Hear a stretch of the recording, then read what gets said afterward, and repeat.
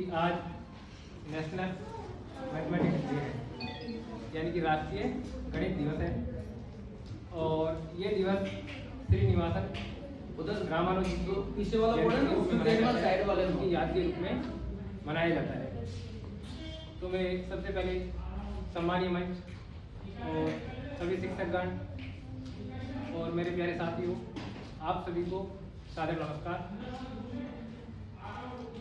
आज हम यहाँ भारत के महान गणितज्ञ श्रीनिवासन रामानुजन उनकी जयंती को मनाने के लिए राष्ट्रीय गणित दिवस के यहाँ पर एकत्रित हुए।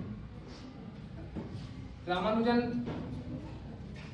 मतलब ऐसे व्यक्ति थे जिन्होंने अपनी बुद्धिमत्ता से न केवल भारत को बल्कि पूरी दुनिया को आश्चर्यचकित कर दिया था।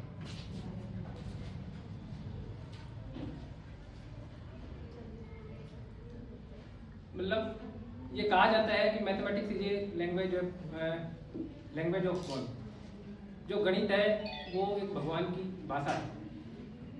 भगवान ने इस सृष्टि को कितने सिस्टमेटिक ढंग से बनाया है ये आप सभी को पता है ना।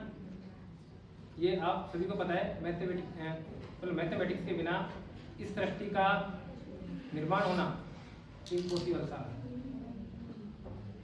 तो रामानुजन एक ऐसे व्यक्ति थे जो हमेशा शब्दों में बातें, अंकों से बातें करते थे। रामानुजन एक ऐसे व्यक्ति थे जो हमेशा अंकों में बात करते थे। मैथमेटिक्स के प्रति बहुत ज़्यादा इनका लगाव था। एक बार की बात थी कि पहली बात तो इनका जन्म 22 दिसंबर 1887 को तमिलनाडु के ईरोड गांव में हुआ था। 22 दिसंबर 1987 को तमिलनाडु के ईरोड नामक गांव में हुआ था। ये शुरू से ही एक गरीब परिवार में मतलब इनका जन्म हुआ था। तो एक बार की बात थी, ये जब कक्षा 3 में पढ़ते थे तो शिक्षक उस कक्षा में बच्चों से क्वेश्चन कर रहे थे। वो बोल रहे थे कि किसी भी संख्या में अगर अपन उसी संख्या का भाग दें तो हमेशा एक प्राप्त होता है। क्या बोल रहे थे? किसी भी संख्या में उसी संख्या का अगर अपन भाग दें तो हमेशा एक प्राप्त होता है। तो रामानुजन एक नॉर्मल व्यक्ति नहीं था। उसने उसी मतलब कक्षा में उसी शिक्षक से ये क्वेश्चन किया कि क्या सर 0 में 0 का अपन भाग दे तो क्या आंसर 1 प्राप्त होता है? तो वो शिक्षक उस कक्षा में एक तरीके से आश्चर्यचकित हो गया। उस सवाल का जवाब उस शिक्षक के पास। तो आप इन चीजों को देख करके अनुमान लगा सकते हो कि रामानुजन क्या था, कितने महत्वपूर्ण व्यक्ति थे, कितने ज्ञानी थे कि उस एज में कक्षा 3 में ऐसा क्वेश्चन करना जो एक शिक्षक से नहीं आता, उसका जवाब उस शिक्षक को नहीं आता। तो इससे आप उसकी काबिलियत का मतलब अनुमान लगा सकते हैं।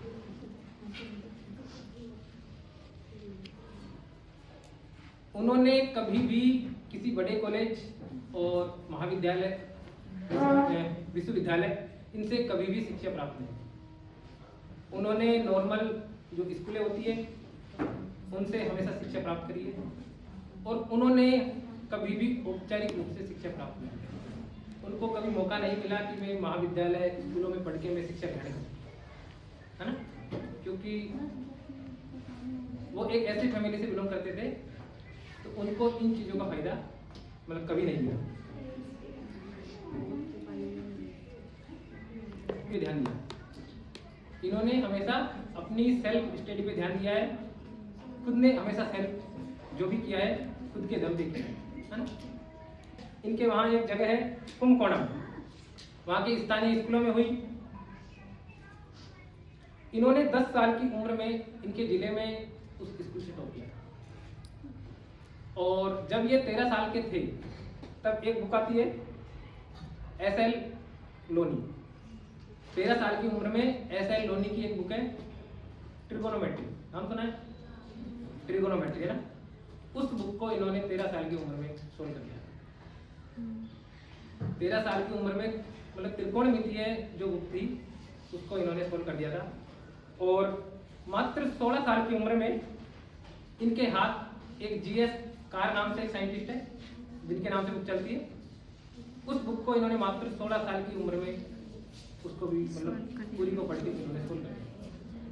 ये सोल्व करने में इन्होंने किसी की हेल्प नहीं ली, खुद ने ये चीजें की है। और आजकल इन्होंने खुद ने पढ़ के जो थ्योरम और रिजल्ट उनका इन्होंने गहन चिंतन किया और उनको सभी को सोल्व उस टाइम पे सोल्व कर दिया। तो क्या अपने पास में सुविधा है? उस समय सुविधा का अभाव था, लिखने के लिए पेज नहीं होते थे, लिखने के लिए पेज नहीं होते थे। एक तरीके से पेज मिलना बहुत भारी काम था, तो ये ज़्यादातर काम पेंसिल और स्लेट उस पर करते थे। ये ज़्यादातर काम पेंसिल और स्लेट पर करते थे। ये जो भी रिजल्ट लिखते और जो उसका प्रूफ है उसको पेंसिल पर करते, और जब ये रिजल्ट तक पहुंच जाते तो जो इन्होंने सोल्व किया उसको तो मिटा देते थे। ओनली जो रिजल्ट आता था उसको एक कागज पर लिखते थे, ओनली जो रिजल्ट आता था उसको उस कागज पर लिखते थे।